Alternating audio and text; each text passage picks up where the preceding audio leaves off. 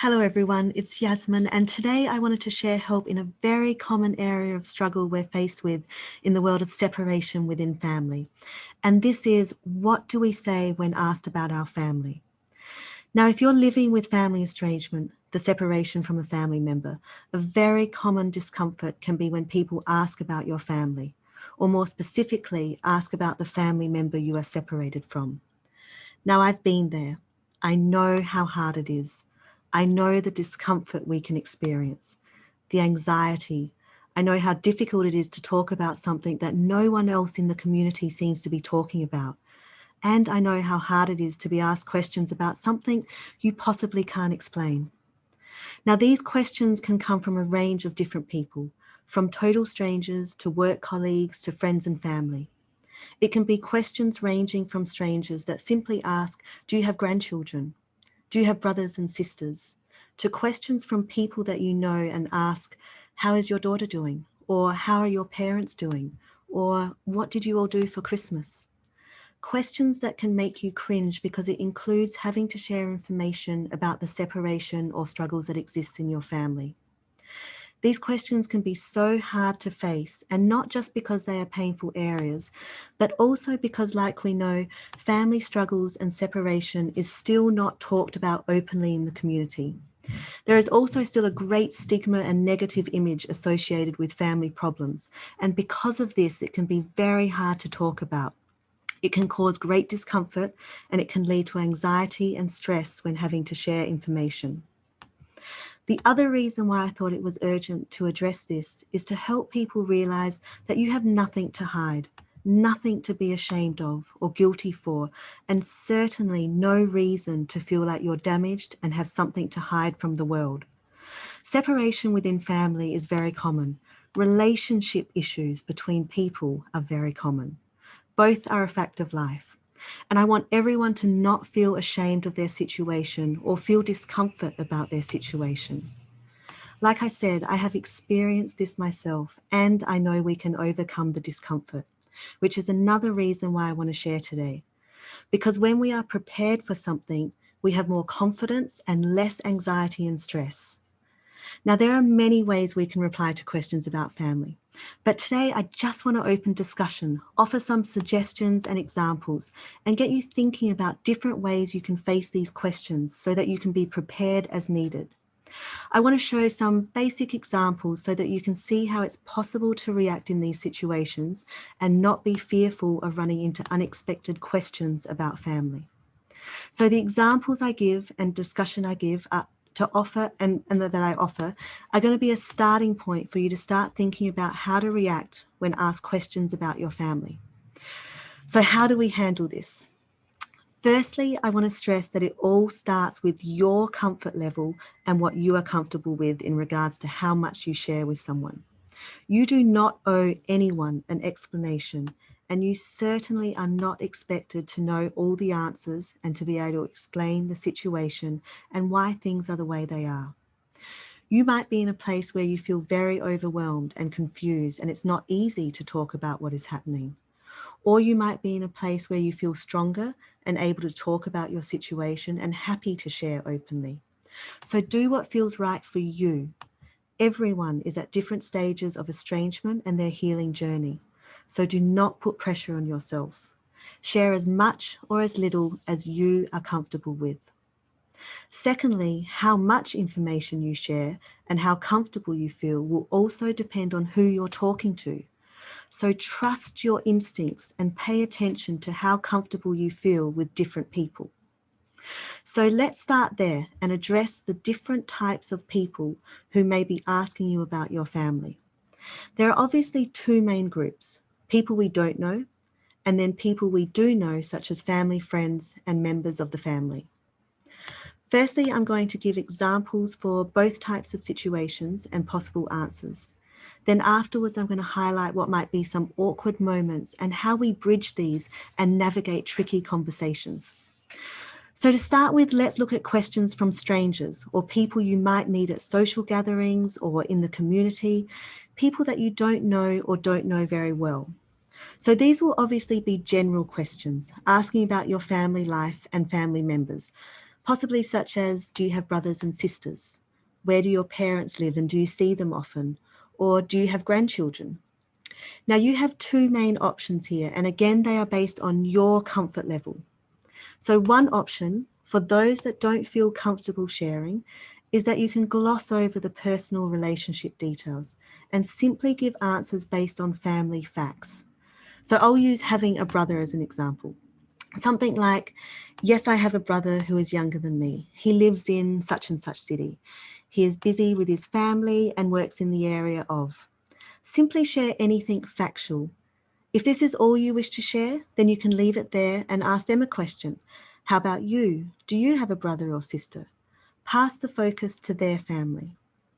Now you can add some more details if you wish. Something general and calm such as, yes, I do have a brother, but we actually aren't that close because of difference in values. We live apart, don't see each other often.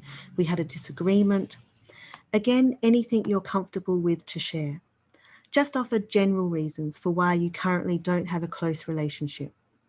Now, if you are comfortable and happy to share more with people you don't know, then you have a second option. You can reply with a more detailed response, something such as, actually, I do have a brother, but we haven't seen each other for a while. We faced some issues which led to both of us needing time apart. Who knows what will happen in the future, but for now, we are both focusing on our own lives. Again, if this is all you wish to share, you can change the topic or pass the focus to them. How about your family? Or do you have a brother or sister? Or do you have children? So with people you don't know, based on your comfort level, you can simply offer family facts about your family members and not necessarily share personal relationship details. Or if you wish, you can share a basic general explanation about your situation. Again, what you share is completely dependent on your comfort level. Do not put pressure on yourself that you must share all your personal details if you don't feel comfortable. Then again, you might feel completely comfortable to share your entire story with a stranger. And if so, then that is wonderful and completely acceptable. Always follow what feels right for you. Now, we move on to the second group of people that may ask questions. And this group includes people you know. So this group can feel harder to face because they know you. They know your family and possibly know your history. Their questions are going to be more direct and more personal. They might ask specifically about the family member you're separated from.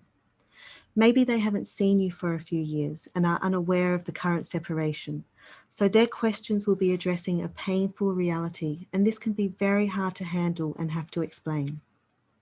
Now again, how much you share is dependent on how close you are to them and how comfortable you feel about sharing. And just because someone is a close friend or family member does not mean that you automatically feel comfortable. You might feel that they will judge you, not understand, or not offer support. So trust your instincts. Share as much or as little as you want.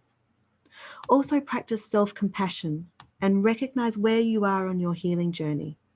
You may not be ready to talk about it, and that's okay. Trust me, I've been there. I know how hard it can be to talk about at the beginning, how difficult it can be to share with people and try to explain what is happening. And some days you're so worn out that you don't even want to talk about it. The early stages of conflict can be very hard to navigate, so be kind to yourself. Strength builds with time. We need to take baby steps. So if you are not ready to share with people and talk about what is happening, then that is okay. Use this time in your healing journey to gain understanding and strength. So when faced with questions from friends and family, again, I believe we have two main options. If you don't feel ready to share, or you don't trust that they will offer support and understanding, then it's very acceptable to just offer a general reply about family life. Maybe offer a general light-hearted reply, such as, my sibling or parents are keeping busy with life. The children or grandchildren are busy with school. You could possibly say something like, we haven't really had a chance to catch up lately because everyone just seems to be busy with their own things at the moment. Just a general, light-hearted comment about everyone being busy with life. If you know of more facts, then you can share those if you wish, and just give a general overview of what is going on in the family. Now, if you do feel comfortable about sharing and you feel safe, then a second option is to share openly about your situation. You could possibly share a reply such as, "Actually, since you last saw me, my family member and I are going through some issues. We're having some time apart to let things calm down and see where we go from here. I'm really just taking things week by week at the moment." You could be more specific if you wish, and you could explain things further. Possibly, we had an issue arise, or they did something to upset me, or I did something to upset them, which led to the decision to not see each other for a while. I'm taking things week by week or month by month. Again, how much you share is up to you and how close you are to the person. You might feel comfortable enough to share the whole story with them, and if you are, then that's wonderful. Remember that your family and friends love you and want to help you in life. So if you can, lean on them. That is a healing gift. Now, lastly, I said I would address the reality that awkward moments may arise and how do we navigate these? So what are some awkward moments that can arise and how may we possibly handle them? The truth is, some people might be nosy and they might keep pressing for more information and more answers and more details. Do not feel pressured to keep giving them explanations. Some good possible replies are, "I don't know any more to tell you. I've been so busy lately that I haven't had a chance to catch up on all the family news." Or if you've shared more with them and told them that there are difficulties, then you could say something like, "If you don't mind, I'd rather not talk about it anymore. I feel upset about what's happening, so talking about it is a bit painful." Then ask them about their family and their life. Follow up with something like, "So how about your family and your life? What has been happening?" Generally, nosy people love the chance to talk about themselves, so the conversation will easily shift to focus on their life. Now, another awkward moment is when people don't know what to say. When faced with painful realities, they might not know how to offer support, or they might feel uncomfortable themselves. In this situation, the conversation can stop and you're left with awkward silence. Don't be afraid of this. So with strangers or people you know, if you find yourself in a silent, awkward moment, you can say something like, "Thank you for asking," or "Thank you for your support. It has been a hard experience, but I'm taking things slowly and taking things week by week or month by month." Then again, direct the focus to them. "How about your life? What has been happening with you?" They will be happy to fill the silence with their own stories. Now, all the examples I just gave are very basic and general possibilities. Obviously, there are millions of varieties of ways to reply or navigate questions about family.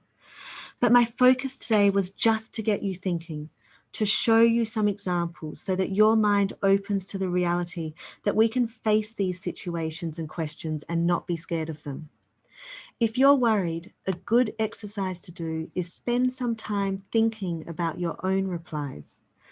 Think about possible ways you might handle questions about your family and how you might address talking about your own family situation. So maybe spend some time thinking on some possible answers and have them ready. Like I said, being prepared eliminates anxiety and fear for a situation. So maybe just sit peacefully and spend some time thinking about how you would reply if someone asked you about your family or asked specifically about your family member that you are separated from. If you feel that you're still not ready to talk about things, then think about some possible replies that you can use which don't shine light on your relationship struggles. Be prepared. Think about what you are comfortable with and how you would answer if faced with these questions. Write them down in a notebook if needed. It truly will help eliminate anxiety and worry. And if nothing else, I wanted today's discussion to highlight that again, family relationship struggles are common, and you do not need to feel ashamed or feel like you need to live in secrecy.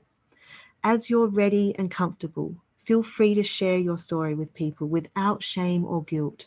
You are not broken, and you have nothing to hide. And I'm proud of you. These conversations are really hard. Don't take for granted how strong you are for facing these questions in a world that doesn't recognize separation in family. At first, it's going to feel awkward. At first, it's going to be difficult. So be kind to yourself. If you don't know the right words to use at first, that's okay. If you stumble over things, it's okay. But the more you think about it, the more you start to share, the more comfortable you feel, and the easier it will become. Trust me, I know.